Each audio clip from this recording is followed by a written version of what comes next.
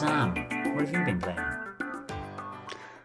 Well, Super Mario Bros. 35 turned out to be a surprise hit for me this week. So it came out on 1st of October. So I was there after playing Mario Kart and Smash Bros. And I thought, oh, okay, let's check this out. Just go in and, maybe have one few minute run, probably not get very far. And probably a good 2 or 3 hours later, I was there trying to go for the number one spot.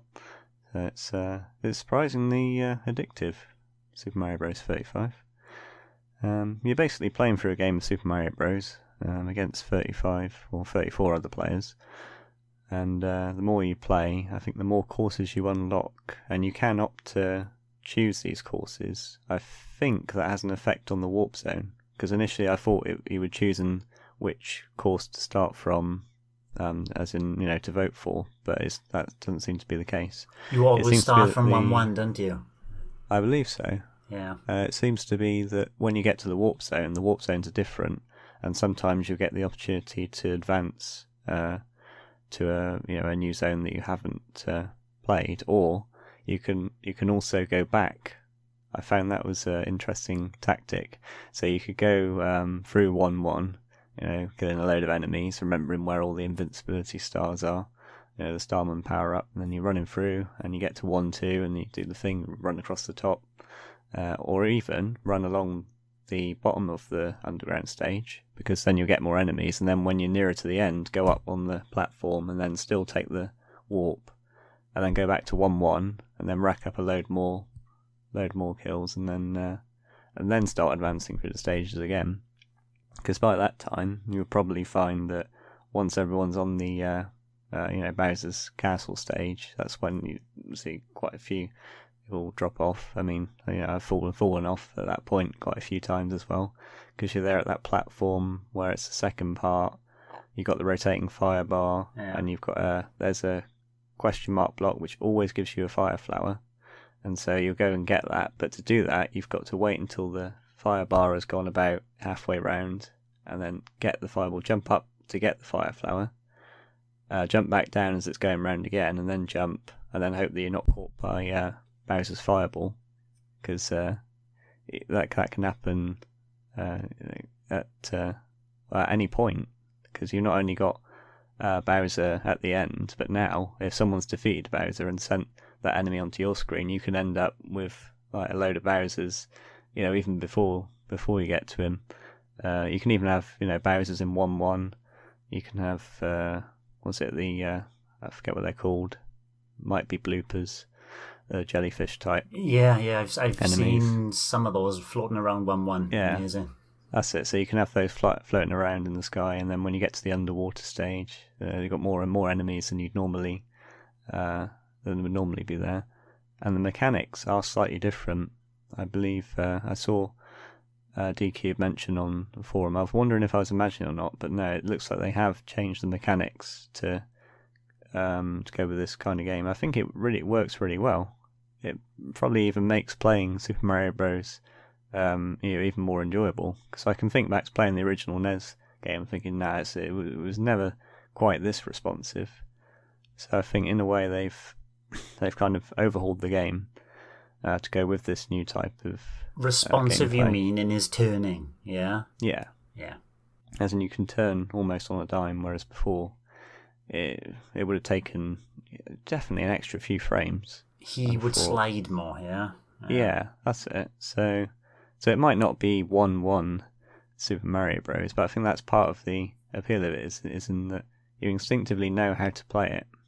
But because of this improved responsiveness and the fact that you're getting power-ups at different times as well, that's another element to it. Every time you collect 20 coins, you can opt to get a random power-up from the block in the top right-hand corner.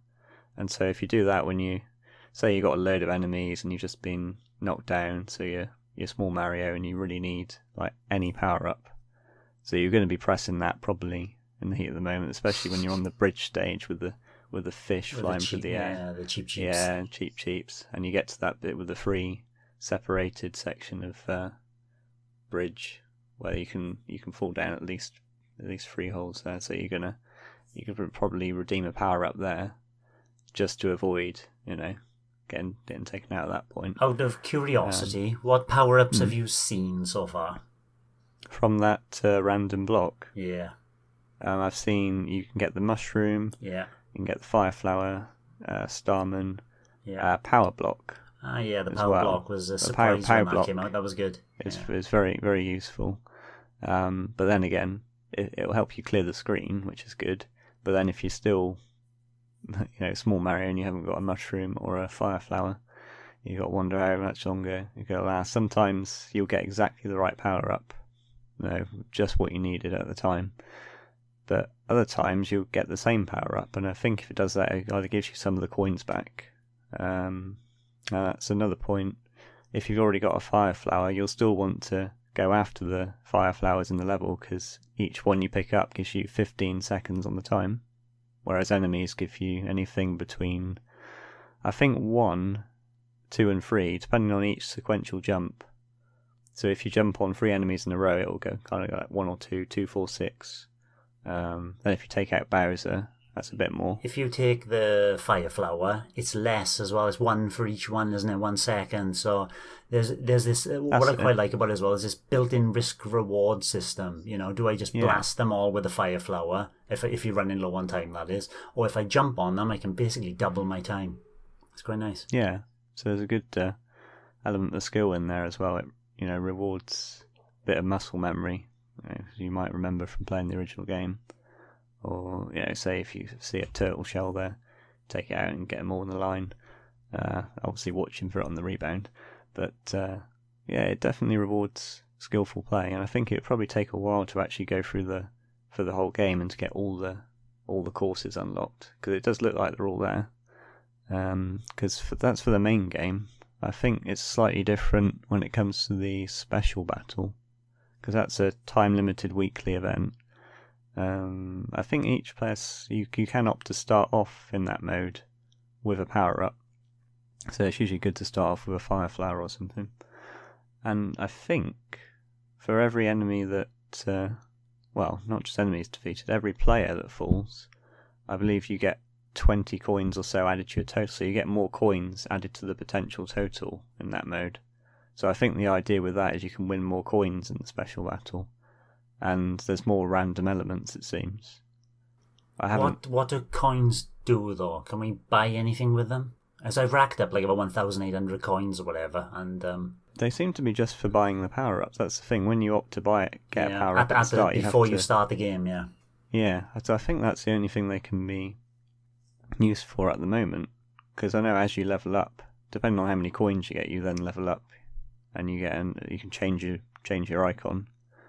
But the coins just seem to be spent on power-ups, so because you're going to amass a few thousand coins quite easily, it probably seems worthwhile just using it on a fire flower start straight away.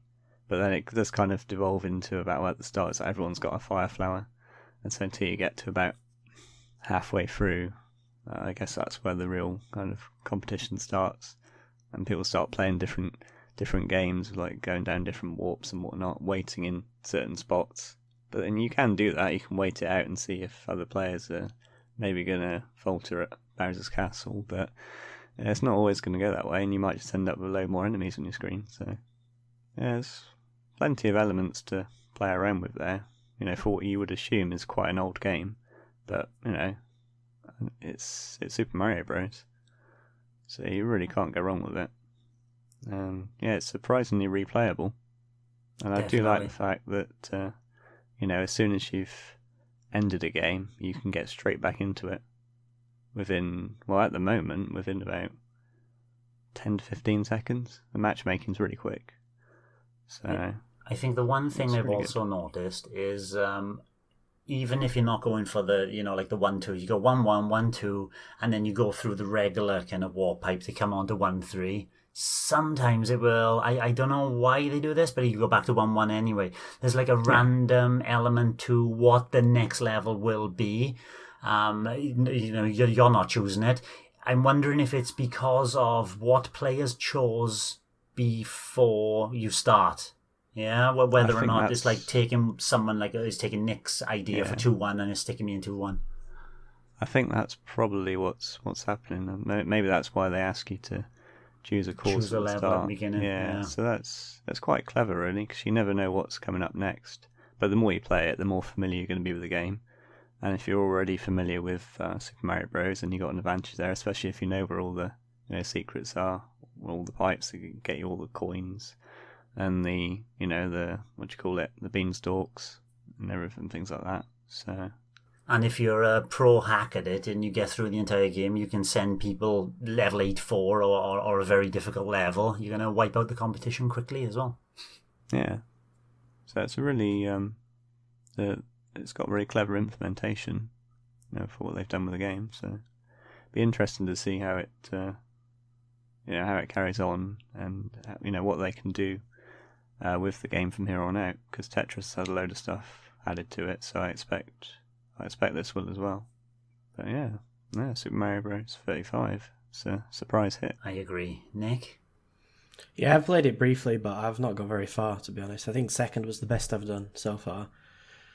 I'm not good enough at Super Mario Brothers, to get any further. Like, every time I get down to the last 5, it's always with some people who are really good, and I end up like just falling down a gap or something like that.